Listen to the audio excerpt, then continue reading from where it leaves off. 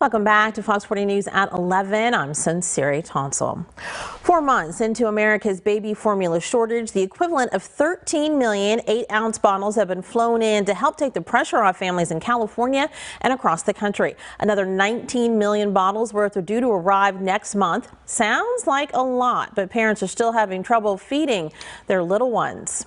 One of the dads who has struggled is California's District 10 Congressman Josh Harder, who is with me now live. Good morning to you. Good morning. Good to see you. Nice to see you as well. First, you just celebrated your very first Father's Day with baby Lily. Congrats. How was it? Thank you. It was wonderful. I got to sleep in for the first time in weeks and have a lot of great family time. It was a lot of fun. We're glad to hear that. Now, stats from the CDC show that the amount of time fathers spend with their kids since 1965 has really tripled in America. Some of that, of course, comes in feeding of newborns, and that can be with bottled express breast milk from mom, but also with formula. So just a day after Father's Day, dad-child bonding has really been disrupted by this formula shortage. Absolutely, and it's so important for families. Our baby Lily was born, and we had to supplement her diet with a lot of formula. And obviously, given the shortage that we've been dealing with for the last few weeks, that's put a lot of babies, just like Lily, at risk. And it's so ironic that given that we were celebrating Father's Day yesterday, we're still seeing a lot of risk to babies across the country with the new shutdown of the Abbott plant yet again.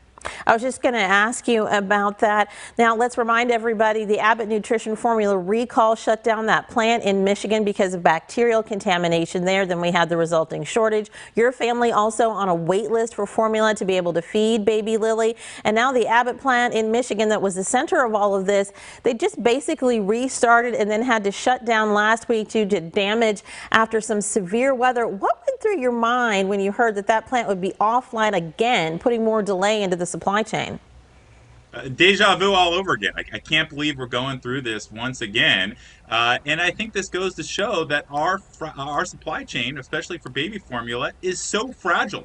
One rainstorm shouldn't be putting millions of babies in jeopardy across the country.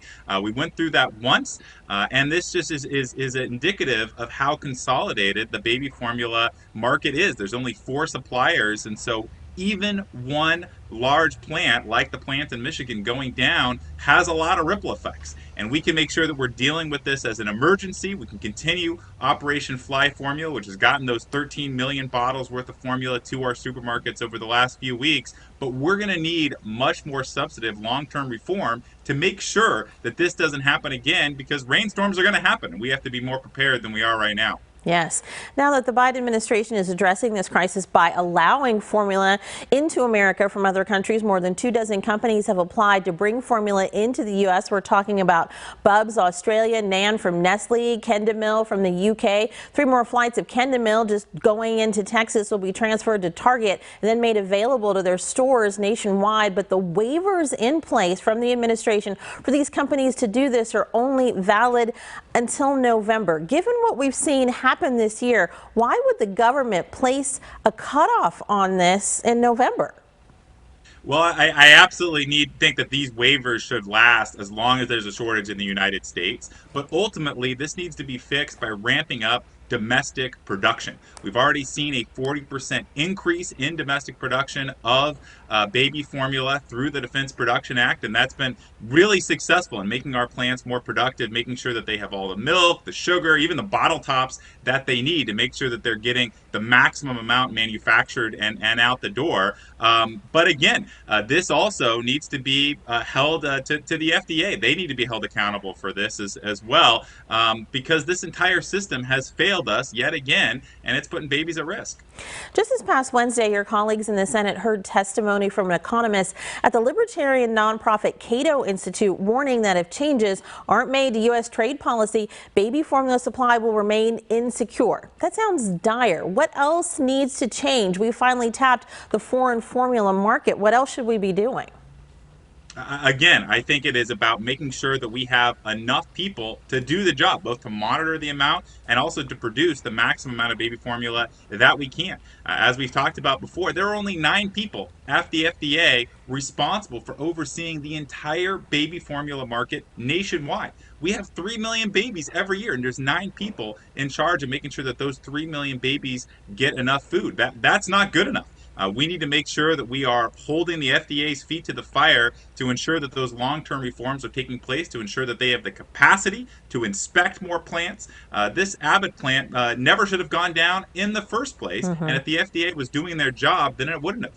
And a whistleblower did let them know about what was happening there in contamination way last fall, long before there was any recall or shutdown. Before we let you go, also just this past week, your Ocean Shipping Reform Act was signed into law.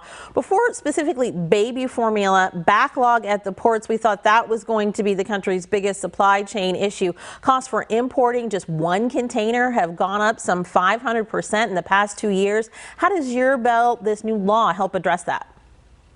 The costs of shipping have just exploded over the last 5 years or last couple of years, and that's hurting our families at the grocery store buying their daily groceries. It's also hurting our farmers who are trying to export their almonds and milk to every corner of the globe. If it costs 5 times as much to ship something, it's no wonder that it costs more by the time it actually makes it to the grocery shelf. And so this bill is laser focused on making sure we're bringing down those prices by making sure that the United States, not China, is dictating the rules of global trade. For the first time in decades, we're going to put America back in charge of our global shipping, which is going to lower costs for our business and essentially lower costs for everybody in the valley. All righty, Congressman Harder, thank you so much. Give our best to your wife and to baby Lily. Thank you so much.